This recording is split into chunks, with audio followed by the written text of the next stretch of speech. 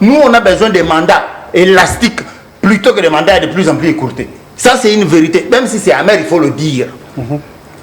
J'ai dit, en Chine, c'est un président à vie, non? Ah ouais. En Russie, c'est presque pareil, il faut le dire, c'est presque pareil. Mais bizarrement, ce sont des nations fortes. Ce ne sont pas les élections, ce n'est pas la fréquence des élections, l'organisation des élections qui rendra la nation forte. On peut ne pas organiser les élections, mais avoir un président fort pendant ne serait-ce que 30 ans ou 40 ans, ce pays, on ne va plus le reconnaître. Mais seulement, il faut laisser le temps au chef d'État. Comme Kabouya vous propose 7 ans, ça rentre dans ma logique où je disais qu'un président congolais a minimum besoin de 21 ans pour implémenter ses projets, pour pouvoir les achever aussi, les parachever aussi. Je les mets dans le contexte de l'UDPS de 2014, qui voyait un Kabila avec, comment dire, des visées dictatoriales, à vouloir s'éterniser au pouvoir, à vouloir, comment dire, imposer la dynastie Kabila et la dictature. C'est dans ce contexte-là que l'UDPS a tenu ses propos, si c'est vrai qu'ils ont été tenus. C'est vrai. Bon, maintenant là. Mais c'est de cette manière que Yves aussi vous regarde. Moi je suis dans un contexte. Regarde le régime ou encore l'UDPS. Voilà. Maintenant, moi je suis dans quel contexte? Je suis dans un contexte où, je l'ai déjà dit plusieurs fois sur ce même plateau, que je suis d'avis qu'il faut rallonger les mandats et permettre son renouvellement 2 ou 3 fois. S'il reconnaît en 2014 le droit à l'UDPS de protester contre la révision de la Constitution parce qu'on s'est dirigé vers, d'après lui, suivant les yeux de l'UDPS, on s'est dirigé vers une dictature. Il devrait nous reconnaître aussi le droit aujourd'hui d'avoir ce même regard. C'est-à-dire que nous sommes en train de nous diriger vers une dictature qui ne dit pas son nom. Je vous rappelle, mon ami Cissé, qu'un policier est venu tuer un de nos camarades de parti au siège de notre parti. Son seul tort, c'est de partager le combat que mène Martin Fayulu. Donc nous sommes en train d'aller vers cette voie. Il y a Mike Boukeba qui est en prison, dont les raisons on ne connaît pas. Il y a le dernier en date, M. Kikouni, qui est en prison aujourd'hui à Makala, pour des raisons qu'on ne connaît toujours pas. Donc ça veut dire que nous sommes en train petit à petit de nous diriger vers cet état de dictature. Est-ce que vous pouvez nous reconnaître aussi ce droit-là aujourd'hui, de dire qu'un changement de constitution nous conduirait vers un état de dictature? Mais vous entendez, mon ami, si c'est d'abord, pour comprendre que la démarche n'a pas de fondement solide. Soit tantôt c'est changement, tantôt c'est révision. Mais qu'est-ce qu'on veut faire exactement? Est-ce qu'on veut reviser ou on veut changer? Il faut nous donner une optique, une direction claire. Comme ça, sur base de ça, nous saurons discuter. Est-ce que la Constitution vous empêche aujourd'hui de changer les membres de la Cour constitutionnelle? Tous les membres de la Cour constitutionnelle sont hors délai, sont hors mandat. Qu'est-ce qui vous empêche d'appliquer la Constitution pour remettre de nouveaux juges? Ensuite, ça ne vous intéresse pas, ça ne vous concerne pas. Mais tout ce qui vous intéresse, c'est le mandat des uns et des autres, notamment de M. Tshisekedi. Mais je viens de vous dire que les assemblées provinciales, les députés, ils ne sont pas payés. Les conseillers communaux, ils ne sont pas payés. Ça, ce ne sont pas des questions essentielles. Mais la question essentielle, c'est de donner à M. Tshisekedi 30 ans. Vous avez Paul Biya, il a fait 50 ans au pouvoir. Vous avez Bongo, il a fait quasiment 50 ans au pouvoir. Vous avez le Congo-Brazza ici, autant au pouvoir. Mais quelle est la réalité? Est-ce que leur pays avance? Nous-mêmes, nous avons fait 32 ans de pouvoir. Lorsque Mobutu prenait le pouvoir, nous avions un produit intérieur brut plus développé que celui de l'Inde, que celui de l'Afrique du Sud. Mais qu'est-ce qui s'est passé? Nous n'avons fait que dégringoler pour arriver jusqu'à aujourd'hui. Vous dites qu'il ne faut pas copier les pays occidentaux, la France et tout, j'en conviens. Mais allons à côté des Là, ce sont des nations déjà évoluées. Allons à côté développées. L'Égypte. L'Égypte a construit une nouvelle capitale, rien que cet indicateur. L'Algérie a construit une nouvelle capitale. Vous direz peut-être que ceux-là, ils sont un peu blancs, ils ont peut-être la culture occidentale. La Tanzanie, à côté de nous, est en train de construire une nouvelle capitale. 4 ans. Ça n'a pris que 4 ans pour construire une nouvelle capitale. Mais nous, ici, nous sommes encore sur quel débat? Il faut balayer les routes. Est-ce que vous vous rendez compte? Nous sommes dans ce débat-là, où il faut balayer les routes, où il y a 30 millions, voilà, où il y a 30 millions de Congolais qui sont en insécurité alimentaire, où il faut payer des salaires décents. Hier, la semaine dernière, un policier m'envoie une capture sur la transaction de sa paye. Vous savez, il gagne combien? 88 $. Ces questions ne sont pas des questions fondamentales. Ces questions ne sont pas des questions essentielles. Ces questions ne sont pas des questions majeures, mais seule la question du changement ou de la révision de la Constitution sont des questions fondamentales. Pas plus tard qu'hier, vous avez entendu les écoliers. Qu'est-ce qu'ils chantaient, les écoliers? Parce que les écoles n'ont pas repris. Ils pleurent Kabila. Kabila qui était un médiocre avec son régime. Mais on se réfère à un régime de médiocre. Ne mêlez pas les enfants dans ça. Nous avons d'où ça c'est ce vient. que vous avez fait. Vous avez mis nos enfants dans ces conditions, dans les conditions de pouvoir se mêler des questions politiques parce que vous n'avez fait affaire. Si ces enfants étaient à l'école, en train de suivre les cours de manière régulière, pensez-vous qu'ils auraient été dans la rue pour chanter à la gloire de Kabila, une supposée gloire de M. Kabila, qui était avec son régime, un régime de médiocre? Ensuite, M. Cissé, il faut, à un moment donné, se regarder en face, se regarder dans nos yeux. Vous êtes proche de ce peuple. Vous savez combien des Congolais souffrent. Vous savez combien ils vivent le martyre. Vous ne pouvez pas leur emmener un discours aujourd'hui de politique politicienne pour changer la Constitution qui ne va absolument rien emmener. Et ce qui est certain, ensemble avec la population, nous allons vous bloquer. Le modèle de démocratie de la République du Congo nécessite que cette constitution soit retouchée. Il y a tellement de lourdeur dans celle-ci qu'il faille franchement comment dire, la refaire. On peut bannir, ou la changer. On peut bannir, ou la changer. On peut bannir cette constitution. Nous-mêmes en tant que peuple. Laissez-moi. Nous-mêmes en tant que peuple, nous en avons le pouvoir. Et étant donné souverain primaire, nous pouvons dire on déchire celle-ci, on réécrit notre. C'est notre pouvoir en tant que peuple. Et si on décide de le faire, on décide en même temps aussi de l'élargissement du nombre de mandats. C'est pour nous un honneur, un plaisir en même temps de vous retrouver pour ce nouveau numéro de cette émission Nice Press, amis fidèles téléspectateurs. Comme vous le savez, ici l'objectif c'est de vous parler nation, c'est de vous parler République. Eh bien, l'autre fois, Martin Fayulu avait proposé qu'il y ait dialogue entre les Congolais pour pallier à la situation de l'Est, l'insécurité qui sévit au pays, la famine y compris. Martin Fayulu a évoqué la cohésion nationale qui, d'après ces derniers, est carrément déchirée, d'où les Congolais se voyaient, encore Fayulu bien sûr, dans l'obligation de se retrouver autour d'une table pour évoquer la question. Mais hélas, devant la diaspora européenne, le chef de l'État, Félix Tshisekedi, dit niet. Il a dit qu'il n'y a pas lieu de parler dialogue, alors que tout évolue bien, les institutions sont en place. Comme chef de l'État, il peut échanger bien évidemment avec tout Congolais. Si Fayulu estime qu'il a des idées, il a des propositions à faire, eh bien, il peut rencontrer les chefs de l'État pour en parler. Qu'adviendra-t-il alors que ce dernier était aux États-Unis après sa tournée politique ou scientifique, si vous voulez?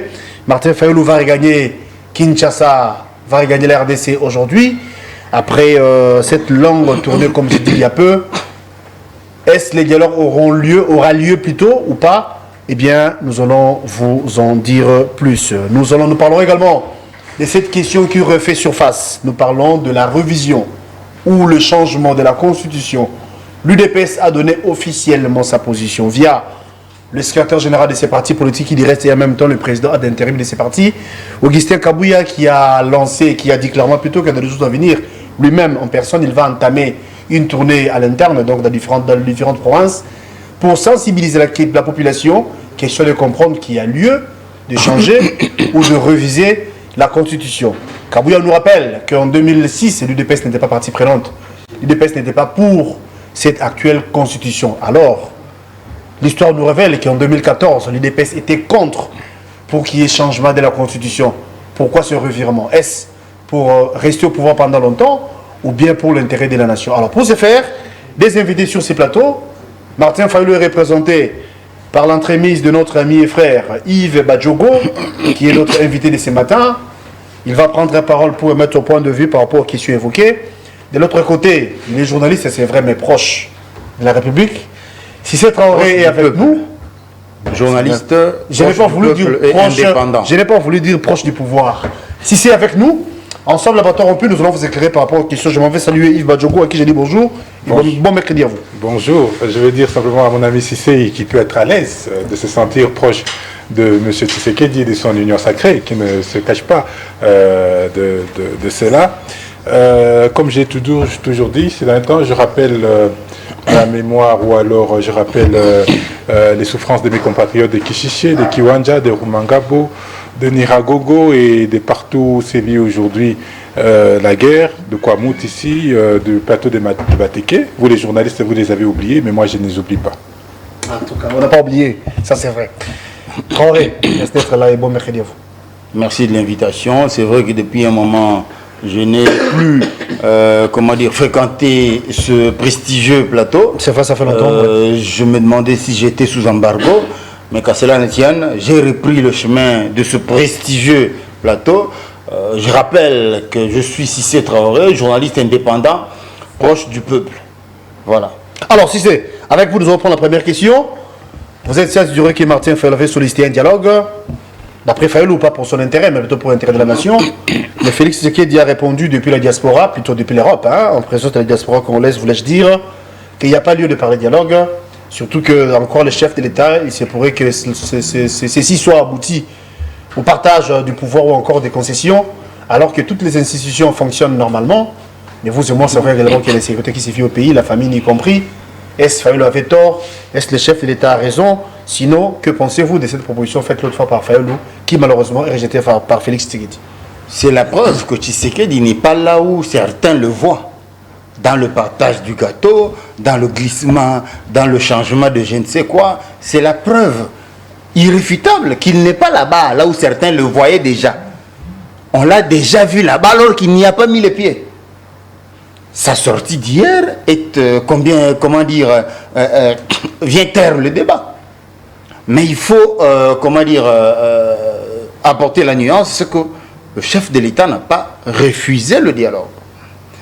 Il a estimé qu'il n'en voit pas l'opportunité au regard des données à sa disposition, mais il a nuancé pour dire, si c'est ce que souhaitent les compatriotes, on peut bien dialoguer et de poursuivre en disant qu'on ne peut pas solliciter les dialogues et, soi-même y aller avec, de la surenchère, y aller avec, vous-même vous sollicitez les dialogues et vous-même vous édictez ce que seront les termes de référence de ce dialogue, de quoi devrait accoucher ce dialogue, mais finalement, c'est quand même pas, humble de la part de ceux qui sollicitent.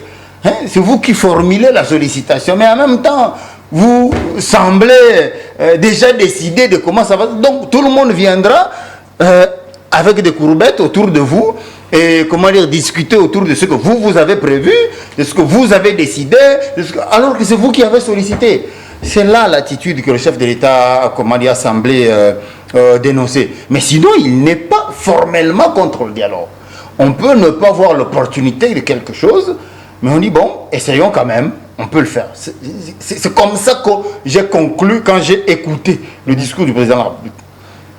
Au tout début, j'estime que, écoutez, le pays a des sérieux problèmes en ce moment qui nécessitent, notre concentration pour pouvoir apporter des solutions.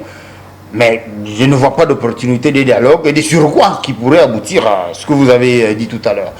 Mais cependant, on peut bien discuter avec de nombreux compatriotes. Et aussi, moi-même, en tant que citoyen congolais, j'estime que le dialogue, c'est le socle même de toute société bantoue. Comment voulez-vous que nous puissions nous opposer au dialogue? Même si l'on estime qu'il n'est pas opportun, mais pour des raisons évidentes, on dira, ok, venons, mettons-nous ensemble, discutons. Mais pas quand il s'agit d'un camp qui a préétabli ce que devra être le dialogue, de quoi il devra parler et de quoi il devra accoucher, ainsi de suite. Ça donne une mauvaise impression. Ce n'est pas ça le dialogue. Quand on vient en dialogue, on vient humblement solliciter les avis des uns et des autres pour discuter sur des questions que les autres pourront proposer aussi, mais on ne vient pas avec des prérequis pour venir imposer aux gens. C'est là la position du chef de l'État. Mais qu'à cela ne tienne, il y a des urgentes questions qui touchent même à la survie de la nation. C'est notamment la révision de la Constitution, sinon le changement de la Constitution. Oui. Nous évoquerons la question. D'ailleurs, j'ai annoncé à l'entame de l'émission. Yves Badjoko, vous êtes SID. Vous portez sur ces plateaux la voix de Martin Fayulu. Vous représentez bien évidemment non pas seulement la Mouka, mais aussi Martin Fayulu personnellement. Vous, SID, vous avez sollicité les dialogues. Au regard de vos observations, vous vous êtes dit que le Congo est en difficulté, d'où il faut sauver la nation, il faut remettre en place la cohésion nationale. D'une autre manière, à en croire ce que Cissé a dit, on vous qualifie de prétentieux, pour ne pas dire orgueilleux.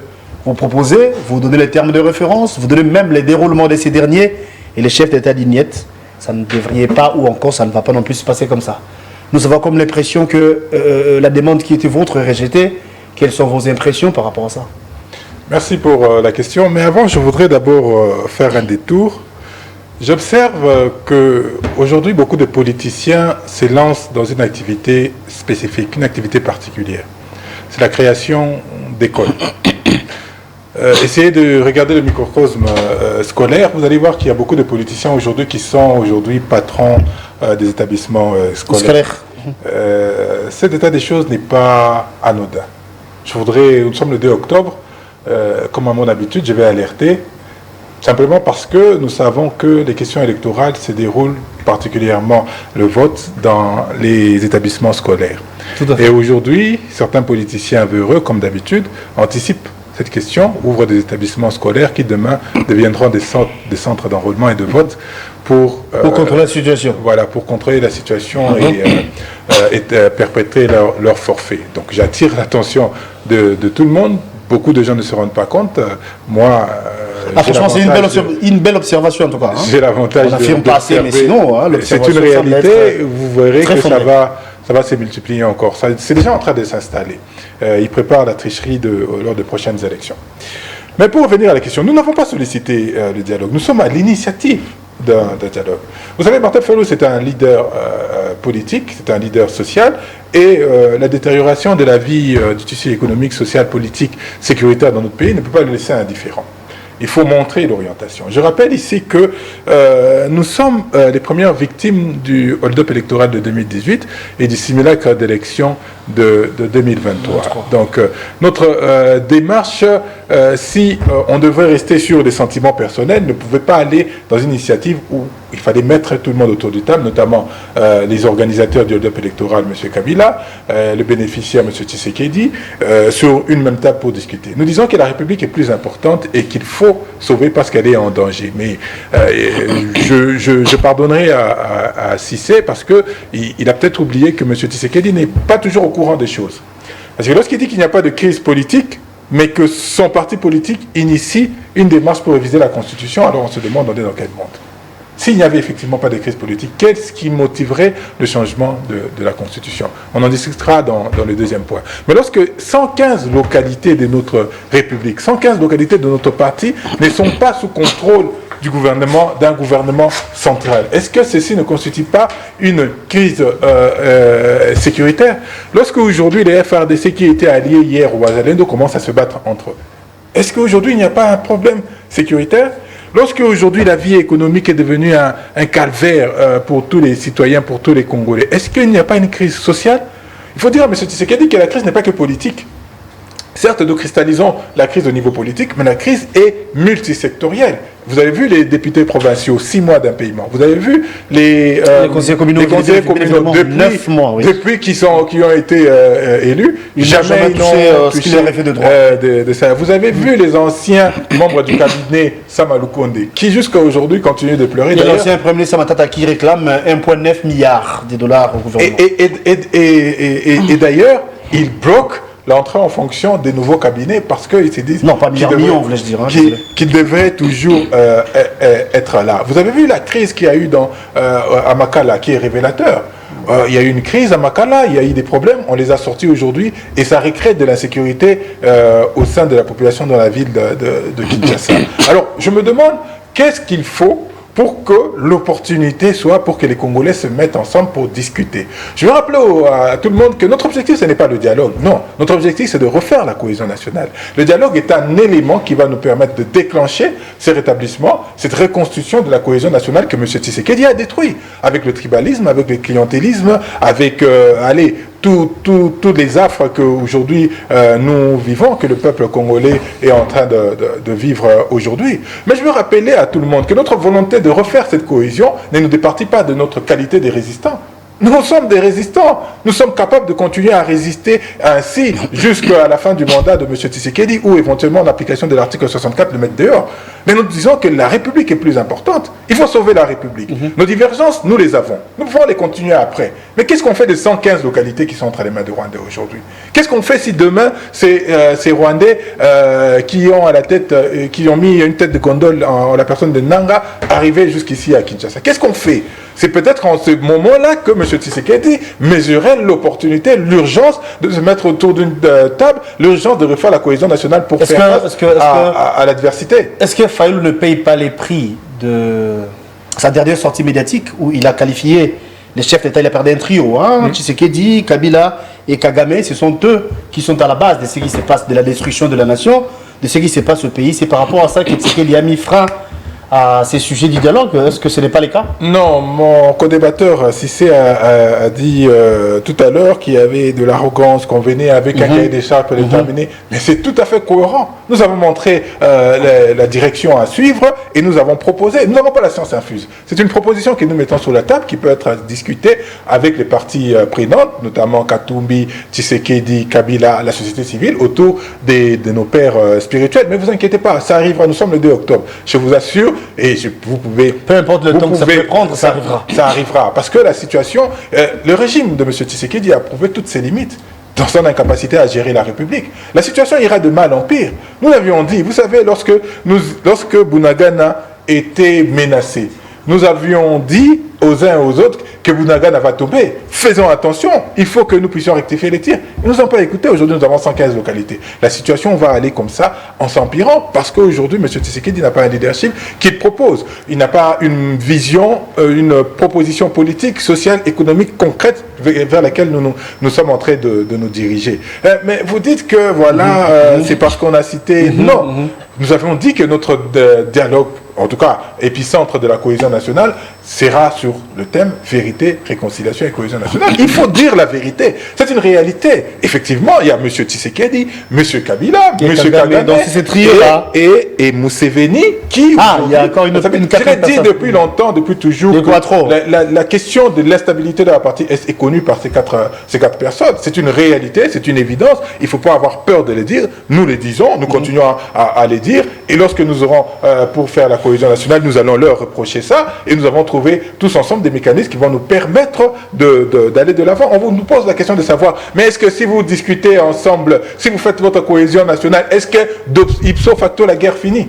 Mais lorsque celui qui est en armes sur le front des batailles, il sait qu'il a derrière lui M. Tshisekedi, il sait qu'il a derrière lui M. Katumbi, il sait qu'il a derrière lui M. Kabila, il sait qu'il a derrière lui le commandant du peuple, le président élu Martin Fayulu. Est-ce que ça ne lui donne pas plus de vigueur pour combattre, pour défendre cette nation, que de savoir que derrière lui, il y a des gens qui se sont déchirés pour des intérêts égoïstes et des intérêts personnels. Donc, il faut savoir se transcender. Ce que nous avons fait, nous nous sommes transcendés pour dire qu'il est important, il est fondamental de refaire la cohésion nationale qui passe très certainement par un dialogue et d'autres étapes. Refaire la cohésion nationale, vous avez suivi l'intervention d'Yves Badjogo, Cissé Traoré.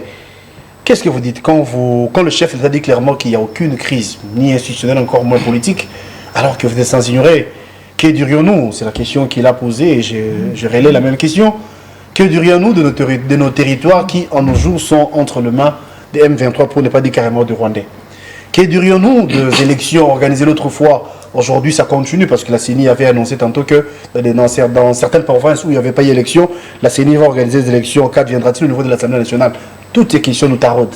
Quand vous dites qu'il n'y a pas de crise, mais vu la réalité, vu la souffrance que nous subissons, vu ce qui se passe au pays, ne voyez-vous pas que la proposition de Fayulu n'était pas aussi mauvaise, bien que vous qualifiez cette dernière de prétention? Je parle de la proposition tantôt ici que j'étais personnellement, en tant que citoyen congolais, ouvert au dialogue. Je ne suis pas opposé au dialogue. Que je sache, ce qu'a dit le chef de l'État ne voudrait pas dire que lui aussi est opposé au dialogue. Pas du tout. Tel que je l'ai compris, il n'est pas opposé au dialogue, mais seulement, il dit ne pas en voir l'opportunité, et de deux, qu'il reste ouvert, il a les bras tendus envers n'importe quel compatriote qui voudrait discuter pays.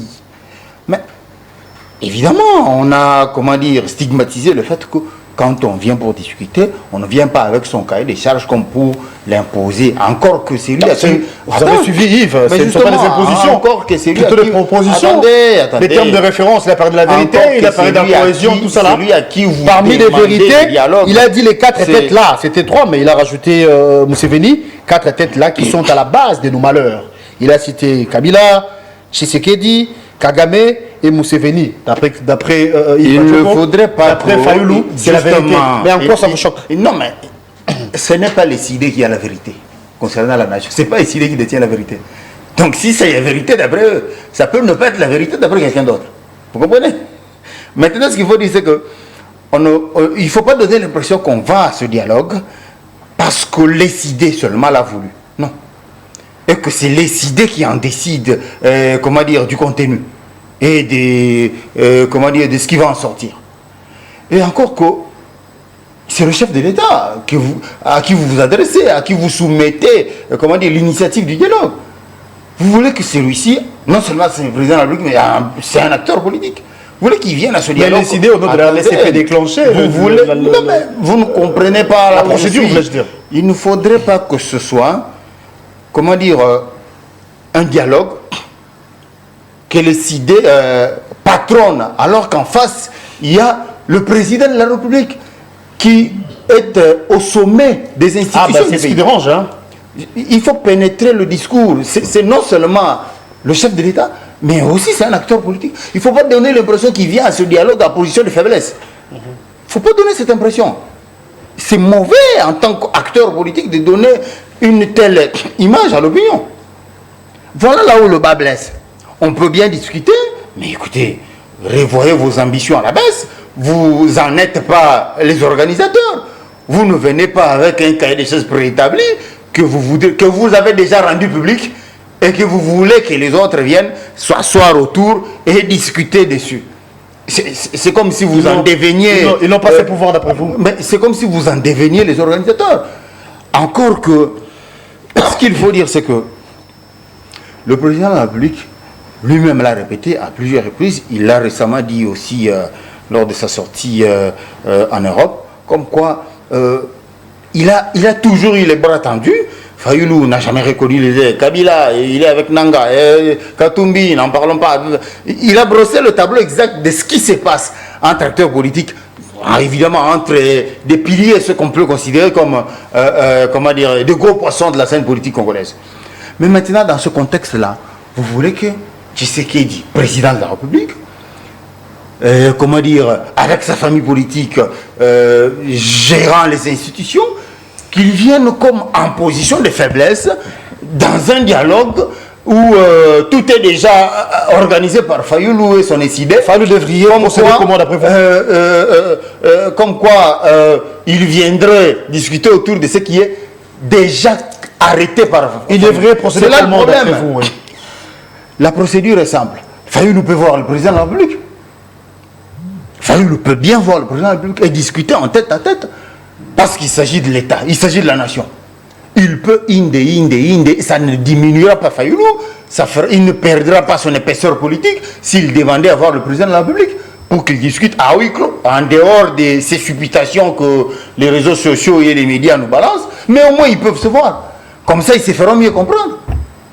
Peut-être qu'il estime, comme le disait tantôt Yves, qu'il est président élu, il est commandant du peuple, du haut de son piédestal, il estime que c'est lui le président. Et que par conséquent, il ne peut pas faire la démarche que je venais de proposer. C'est ce qui serait mieux. Il discuterait de comment vous voulez qu'on procède, qu'est-ce que vous proposez, et ainsi de suite. Ça nous épargnerait tout ceci. La formule est simple. Le président de la République n'est pas contre le dialogue, je le répète, même quiconque a suivi cette sortie, je crois qu'il l'a compris comme on va. Le président de la République n'est pas du tout prendre le second sujet. Mais on a senti dans son discours, il stigmatisait un fait. Le fait, c'est ce que nous avons décrit tous ici, ça donne l'impression que Fayoulou vient en position de force. Parce que s'estimant comme organisateur du dialogue, et les autres viennent discuter autour de ce que lui a déjà prescrit. Vous savez ce qu'il a dit, vous donnez l'impression d'être les organisateurs trop prétentieux, comme si vous avez déjà un cahier des charges bien établi et que les gens viennent discuter tout autour de vos idées, alors qu'il Fayoulou devriez, encore si c'est demander l'audience auprès des chefs de l'État, exposer ses idées et voir les chefs de l'État, bien sûr, si seulement ça pourrait être possible pour que vos idées soient mises en application. C'est possible. Vous allez réagir par rapport à la question en même temps, la révision de la Constitution, ça refait surface. Vous et moi avions suivi Kabouya. Il a dit clairement qu'il va entamer une tournée à l'interne, c'est-à-dire dans différentes provinces, pour sensibiliser la population, pour changer ou réviser carrément, non, pour réviser ou changer carrément la Constitution. Une position qui n'est pas vôtre, mais du moins, la Constitution refait surface. Deux questions en même temps, donc faites d'une pierre deux coups, vous avez la parole. Voilà, et c'est là où il y a beaucoup de dommages et c'est là où le bas blesse. C'est comme tous les anciens kabylistes, les Katumbi, les Bolodjoa, qui s'opposent à la question de la cohésion nationale, simplement parce que l'initiative ne vient pas d'eux.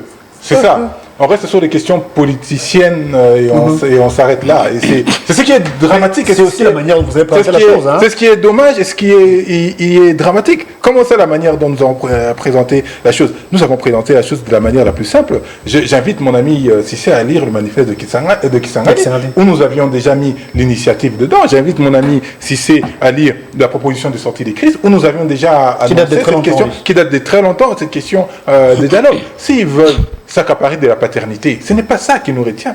Ils peuvent prendre l'initiative, ils peuvent prendre la paternité. Le plus important pour nous, c'est de refaire la cohésion nationale pour faire face à toutes les adversités que le pays est en train de rencontrer aujourd'hui. C'est ça le plus important, et non pas que monsieur Tshisekedi rencontre en aparté Martin Fayoulou qui discuta. Non, la question aujourd'hui n'est pas de se mettre autour d'un individu, pas autour de monsieur Tshisekedi, pas autour de monsieur Fayoulou, pas autour de monsieur Katumbi ou qui que ce soit. Aujourd'hui, nous parlons de la République. Nous parlons de la République en tant que Congolais.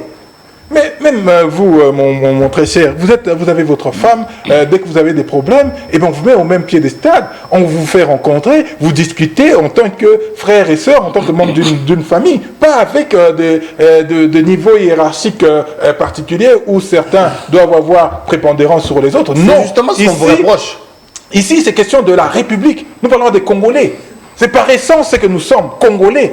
Non pas Tartampion, Kingani, président, soi-disant, ministre. Non, ce n'est pas ça. Ici, c'est la question des Congolais parce que nous défendons la République. Ça reste une vérité. On ne peut pas occulter ça. Ça reste une vérité. Nous sommes tous, il est président, il est. Mais il faut respecter la norme. Oui, nous sommes tous fils de la République. Nous sommes tous. Il y a une norme établie. Il n'y a pas question de normes ici. Ici, il y a question des fils du pays qui doivent se mettre autour de la table. C'est tout. On s'arrête là. Et certains fils ont plus de responsabilités, d'autant plus, comme je l'ai dit tout à l'heure, ils ont la responsabilité sur la stabilité de la République. Notamment, Katumbi, il a géré ce pays avec Kabila. Kabila a participé à la destruction. On l'accuse d'avoir fait plusieurs brassages, mixages qui a déstructuré notre armée. Monsieur Tshisekedi, on l'accuse d'avoir fait ressurgir le M23 qui était mort depuis longtemps. Ils ont des responsabilités et ils devaient venir avec modestie face à nous qui représentons le peuple aujourd'hui, qui sont martyrisés. C'est d'ailleurs eux qui devaient venir avec modestie parce qu'ils ont plus de responsabilités que nous. Mais nous disons non. Au-delà de cette position que nous pouvons avoir, nous disons nous sommes frères. Venons, discutons autour de table, peu importe le format. Mettez le format que vous voulez. Avant de prendre la question de la Constitution, prenez la paternité. À nos jours, en clair, on peut dire qu'il y a un frein et un blocage. Qu'adviendra-t-il? Parce que le chef de l'État, encore ce qu'il a dit, apparemment, le dialogue, ce n'est pas pour maintenant, encore moins pour aujourd'hui. Mais ce que nous disons, nous, c'est que nous avons le manifeste de Kisangani, nous avons une vision. C'est notre projet de société. Oui, et le cinquième pilier de notre projet de société, le cinquième pilier de notre projet de société, c'est la cohésion nationale. Nous n'allons pas nous départir de ça. Nous allons continuer à rechercher cette cohésion nationale détruite par M. Félix Tshisekedi avec le clientélisme, le tribalisme et tout ce que nous sommes en train de vivre. Il va continuer à finir son mandat de vivre aujourd'hui. Mais je vous ai dit que nous sommes des résistants. Si d'aventure nous devrons utiliser une autre arme, entre guillemets, nous allons utiliser l'article 64 qui nous est offert par la Constitution de la République. Voilà. Donc la question ne se pose pas. Nous allons continuer. Nous allons continuer à Alors, UDPS propose 7 ans de mandat au lieu de 5. Parce que les 5 ans là, Kabouya a dit clairement que d'après lui, il pense que c'est juste 3 ans. Parce qu'une année de début, il faut faire des concessions. Et la dernière année, c'est l'année de l'organisation des élections. Donc il y a 2 ans qui échappent. 3 ans seulement où le chef d'État gère la nation. D'où ce n'est pas suffisant. C'est 3 ans, c'est les années faites. 3 ans, c'est peu.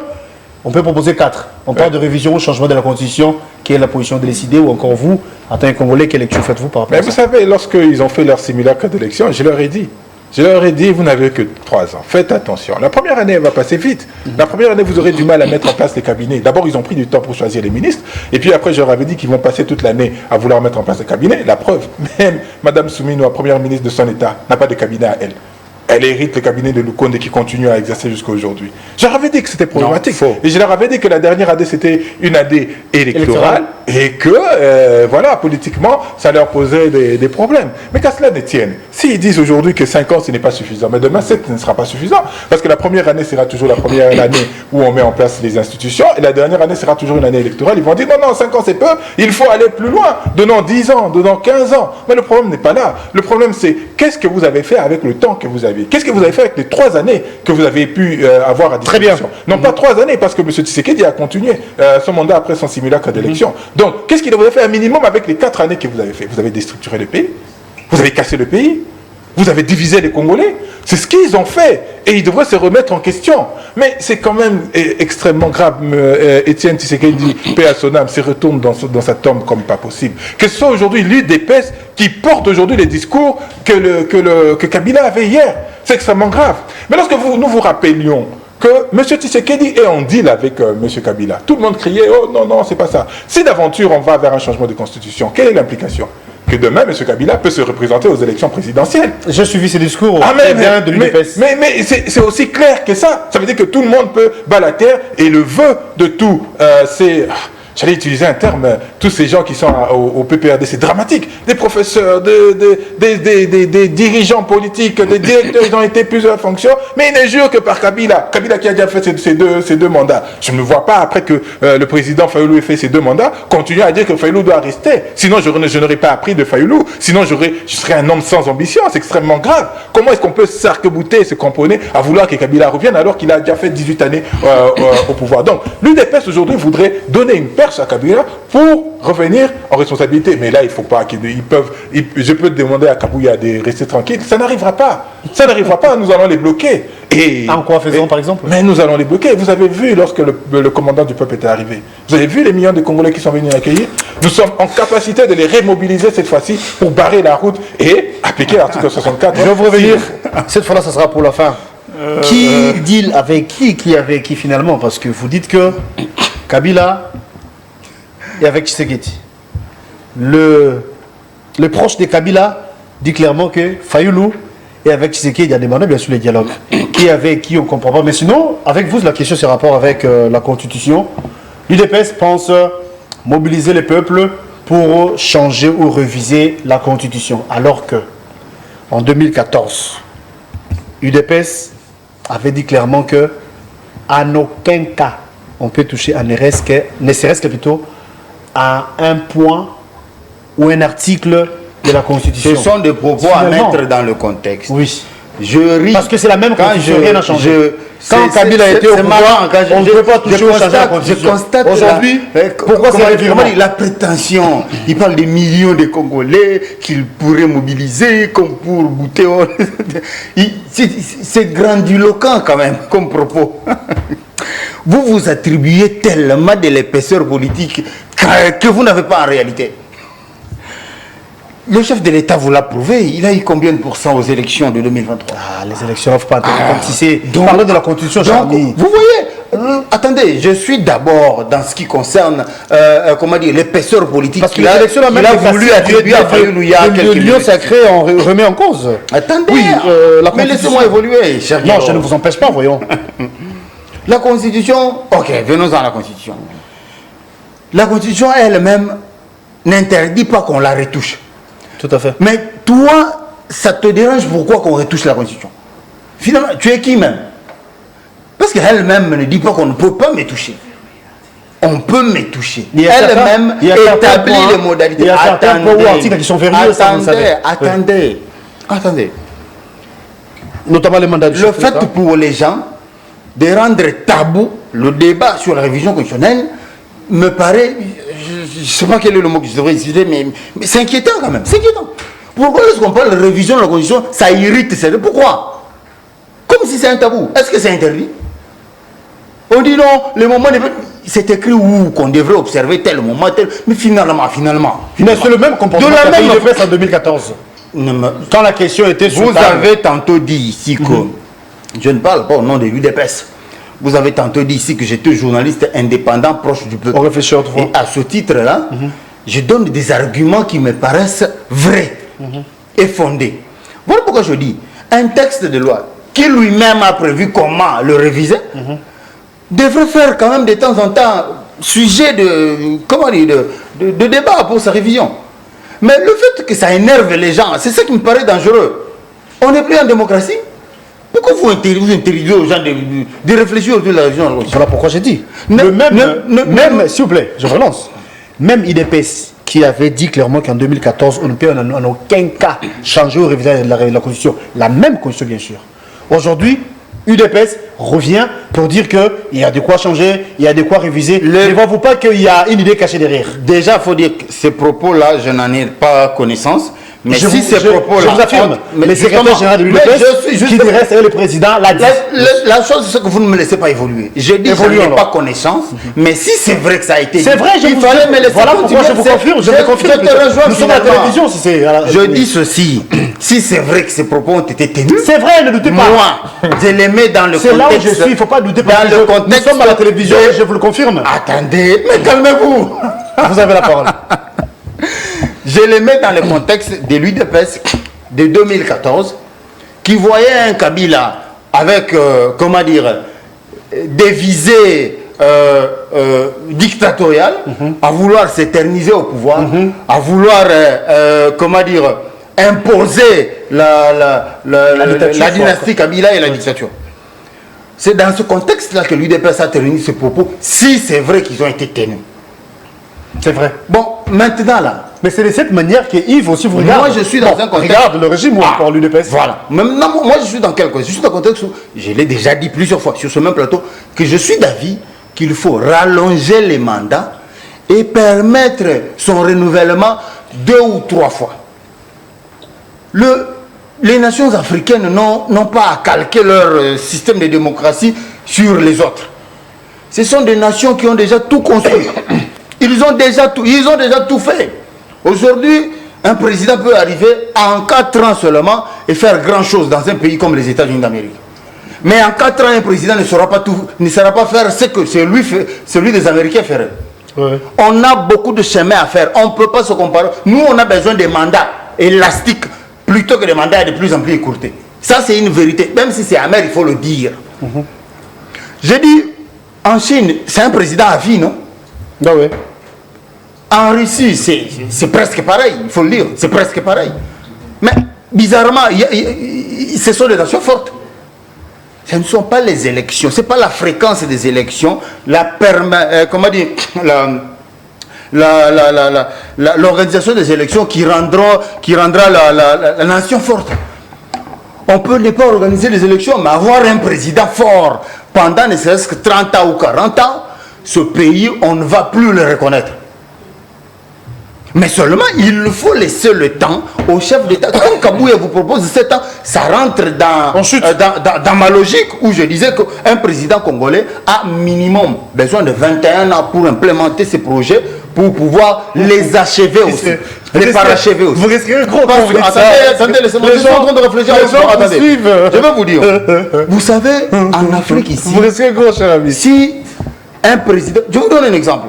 Quand Mobutu est parti, lorsque Kabila lui a succédé, mais Kabila a fait tabula rasa de tout ce que Mobutu a fait construire. Si un président implémente des projets qui n'arrivent pas à parachever, croyez-moi, celui qui lui succède, s'il n'est pas de la même sensibilité que lui, il fait tabula rasa de tout ce qu'il a construit. Si c'est. Voilà pourquoi il faut laisser suffisamment de temps aux chefs d'État africains, à des nations comme les nôtres, à titre de la Chine, implémenter. Je vous dis, ce n'est pas. Mais il n'y a pas d'élection. À titre d'exemple, bien sûr, vous avez je vous donne l'exemple de la Chine. Donc, c'est une nation forte. Pour le mandat de c'est un président à vie. Si c'est. Vous avez dit que la Constitution, je vous donne des cas de figure. Il va boucler. Tout à fait. Mais je vous donne des cas de figure. Oui, la Constitution elle-même prévoit sa révision, ça vous avez raison.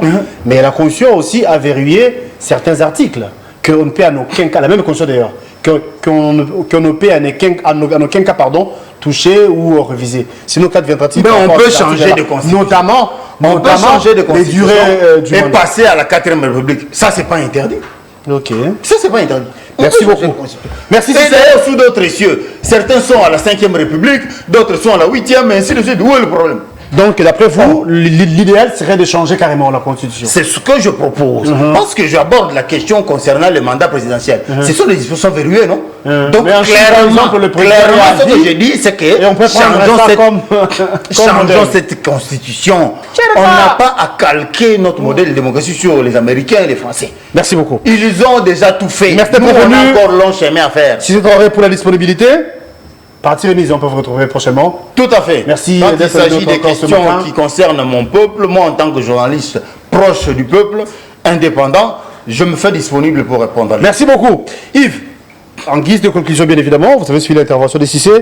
Il a illustré la Chine pour dire que là, le mandat, c'est à vie. On peut prendre ça comme modèle ou exemple. Cissé. Bon, sinon, c'est ce qu'il a dit. Oh. Et qu'est-ce que vous en dites? C'est pas Donc votre vous êtes facilité. deux co-débatteurs sur ce plan. Non, moi je pose des questions, s'il vous plaît. Alexa. Ah, oui, vous avez la parole. Merci, mais mon ami Cissé dit qu'il est journaliste indépendant proche du peuple. S'il reconnaît en 2014 le droit à l'UDPS de protester contre la révision de la Constitution parce qu'on s'est dirigé vers, d'après lui, suivant les yeux de l'UDPS, on s'est dirigé vers une dictature. Il devrait nous reconnaître aussi le droit aujourd'hui d'avoir ce même regard. Mais c'est De pas le dire cas. que nous sommes en train de nous diriger vers une dictature qui ne dit pas son nom. Je vous rappelle, mon ami Cissé, qu'un policier est venu tuer un de nos camarades de parti au siège de notre parti. Son seul tort, c'est de partager le combat que mène Martin Fayulu. Donc nous sommes en train d'aller vers cette voie. Il y a Mike Boukeba qui est en prison, dont les raisons on ne les connaît pas. Il y a le dernier en Kikouni. date, M. Kikouni, qui est en prison aujourd'hui à Makala, pour des raisons qu'on ne connaît toujours pas. Donc ça veut dire que nous sommes en train petit à petit de nous diriger vers cet état de dictature. Est-ce que vous pouvez nous reconnaître aussi ce droit-là aujourd'hui, de dire qu'un changement de constitution nous conduirait vers un état de dictature? Mais vous entendez, mon ami, si c'est d'abord, pour comprendre que la démarche n'a pas de fondement solide. Soit tantôt c'est changement, tantôt c'est révision. Mais qu'est-ce qu'on veut faire exactement? Est-ce qu'on veut reviser ou on veut changer? Il faut nous donner une optique, une direction claire. Comme ça, sur base de ça, nous saurons discuter. Nous saurons demander quels sont les éléments qui militent pour un changement, quels sont les éléments qui militent pour une modification. J'ai parlé du changement.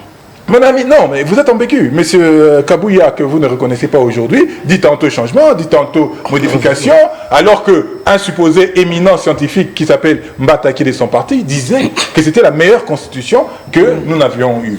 Est-ce que la Constitution vous empêche aujourd'hui de changer les membres de la Cour constitutionnelle? Tous les membres de la Cour constitutionnelle sont hors délai, sont hors mandat. Qu'est-ce qui vous empêche d'appliquer la Constitution pour remettre de nouveaux juges?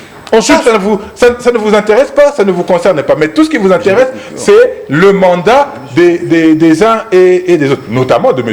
Tshisekedi. Mais je viens de vous dire que les assemblées provinciales, les députés, ils ne sont pas payés. Les conseillers communaux, ils ne sont pas payés. Ça, ce ne sont pas des questions essentielles. Mais la question essentielle, c'est de donner à M. Tshisekedi 30 ans. Vous avez Paul Biya, il a fait 50 ans au pouvoir. Vous avez Bongo, il a fait quasiment 50 ans au pouvoir. Vous avez le Congo-Brazza ici, autant au pouvoir. Mais quelle est la réalité? Est-ce que leur pays avance? Nous-mêmes, nous avons fait 32 ans de pouvoir. Lorsque Mobutu prenait le pouvoir, nous avions un produit intérieur brut plus développé que celui de l'Inde, que celui de l'Afrique du Sud. Mais qu'est-ce qui s'est passé? Nous n'avons fait que dégringoler pour arriver jusqu'à aujourd'hui. Vous dites qu'il ne faut pas copier les pays occidentaux, la France et tout. J'en conviens. Mais allons à côté de nous. Ce sont des nations déjà évoluées. Allons à côté de développées. l'Égypte. L'Égypte a construit une nouvelle capitale. Rien que cet indicateur. L'Algérie a construit une nouvelle capitale. Vous direz peut-être que ceux-là, ils sont un peu blancs, ils ont peut-être la culture occidentale. La Tanzanie, à côté de nous, est en train de construire une nouvelle capitale. 4 ans.